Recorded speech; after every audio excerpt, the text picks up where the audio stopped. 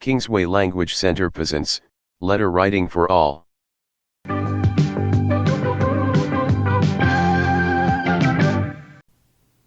Hello, and I welcome you all to my YouTube channel.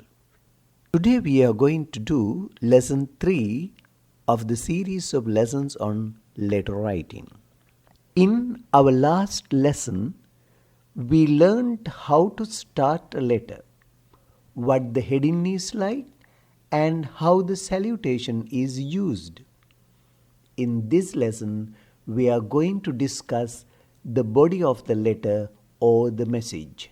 ලිපියක් ලිවීම ආරම්භ කරන්නේ කෙසේද සහ ලිපියක ශීර්ෂය යනු කුමක්ද සහ ආමන්ත්‍රණය යනු කුමක්දයි අපි පසුගිය පාඩමින් ඉගෙන ගතිමු. මේ පාඩමේ අපි සාකච්ඡා කිරීමට යන්නේ පණිවුඩය පිළිබඳවයි. In our last lesson, අපේ පසුගිය පාඩමින් we learned අපි ඉගෙන ගත්තා how to start a letter කෙසේද ආරම්භ කරන්න කියලා ලිපියක්. What the heading is ශීර්ෂය කුමක්ද කියන එක. Like මොන වගේද කියන එක. And how the salutation is used කෙසේද ආමන්ත්‍රණය භාවිත කරන්න කියන එක.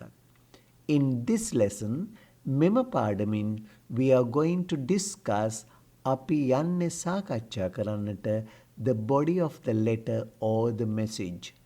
මේ ලිපියේ බඳ කොටස එහෙම නැත්නම් පණිවිඩය.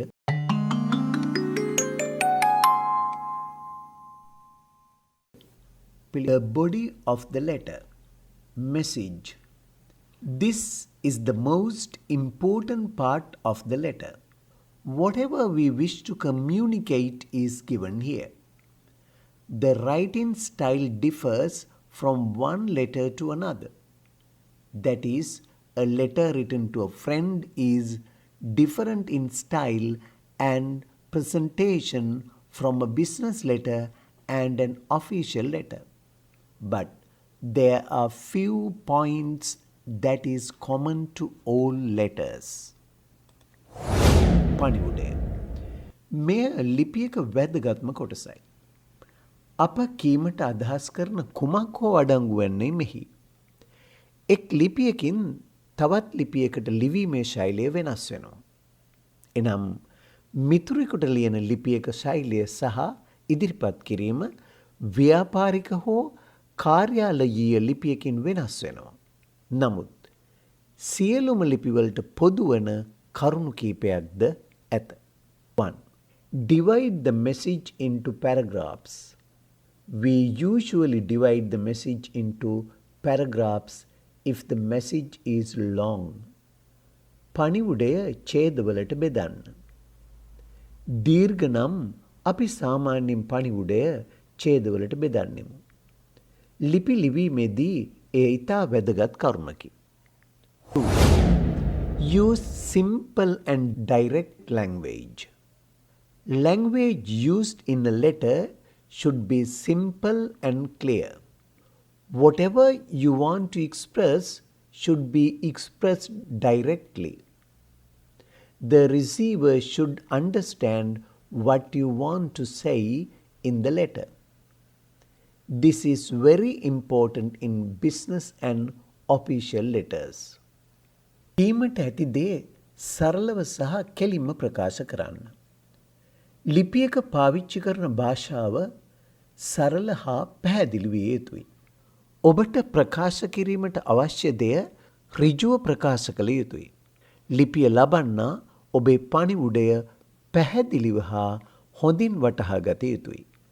ව්‍යාපාරික හා කාර්යාලයීය ලිපිවල මෙය ඉතාම වැදගත්ය. 3. Your message should be complete.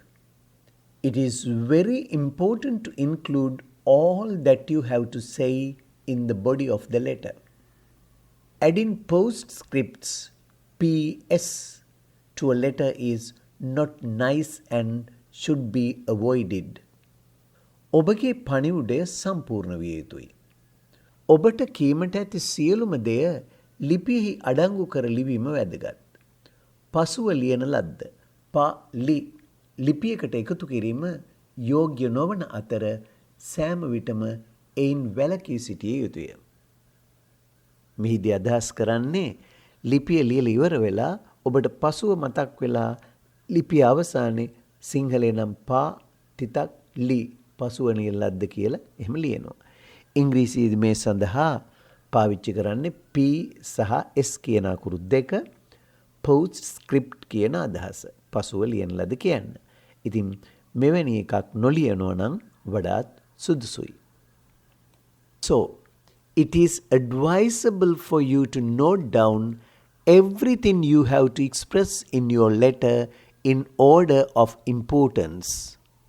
ඒ නිසා ඔබගේ ලිපියේ ඔබට කීමට ඇති දේ වැදගත්කමේ පිළිවෙලට සටහන් කර ගැනීම වඩා උචිතය.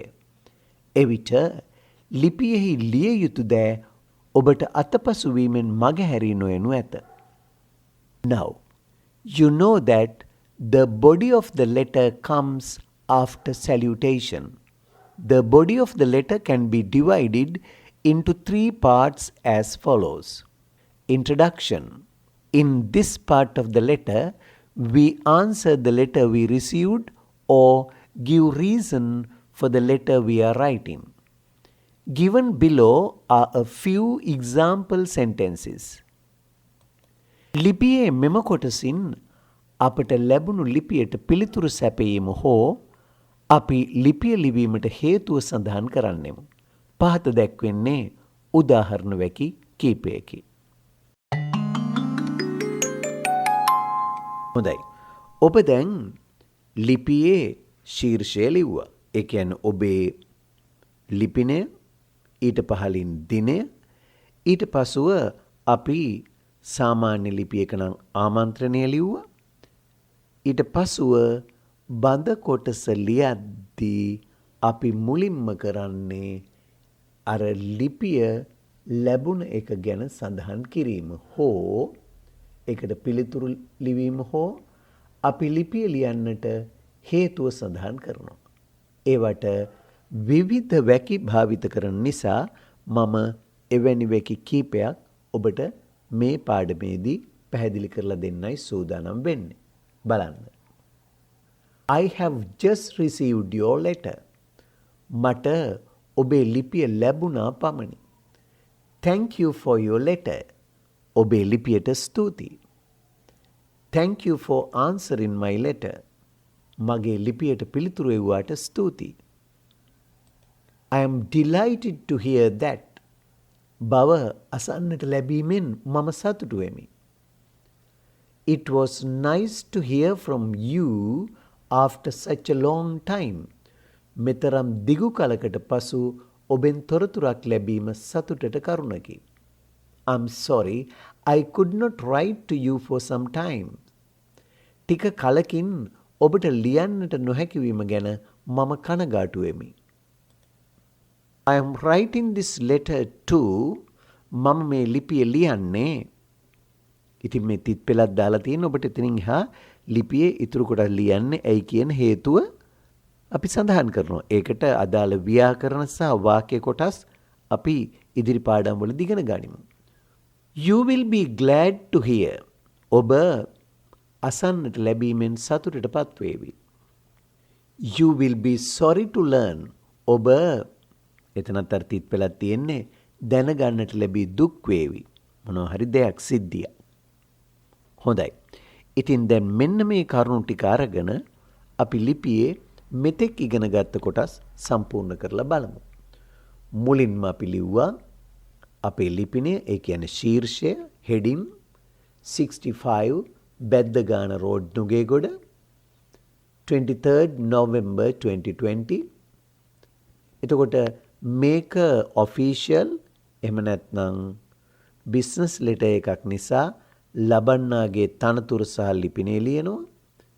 The Human Resources Manager, Ceylon Bulbs Company, 175 Rodney Street, Colombo 8. ඊළඟට තමයි අපි ආමන්ත්‍රණය ගන්න. Salutation එක Dear Sir. ඔන්න අද අපි ඉගෙන ගන්නේ මේ ලිපිය ලියන්න හේතුව ලියනවා. I am writing this letter to කියලා මොකටද කියන එක අපි සම්පූර්ණ කරනවා.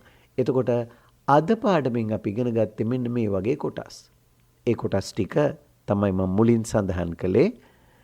ඊළඟට අපි ඒකම සිංහලෙන් ගත්තත් 65 බැද්ද ගාන පාර නුගේගොඩ 23 නොවැම්බර් 2020 මානව සම්පත් කළමනාකරු ලංකා විදුලි බුබුලු සමාගම 175 රොඩ්නි වීදිය කොළඹට.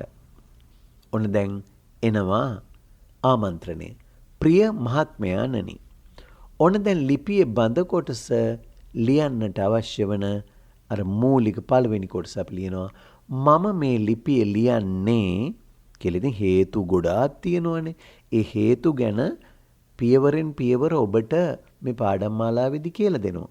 ඒකින්ද මෙතෙන්ට එනකන් අද කොටස මතක තියාගන්න. ඒතකොට ඒ සඳහා අවශ්‍ය කරන අර වාක්‍ය කොටස් ටික නැවත නැවත මතක් කරගන්න. හොඳයි. ඔන්න ඔය කොටස් ටික හොඳට මතක තියාගන්න. මේක සටහන් කරගන්න. නිතර කියවන්න. ලිපි ලිවීමේදී ආරම්භයටම අර බොඩි එක එහෙම නැත්නම් මැසේජ් එක ලියද්දී මුලින්ම අපි මෙවැනි දෙයක් සඳහන් කරනවා.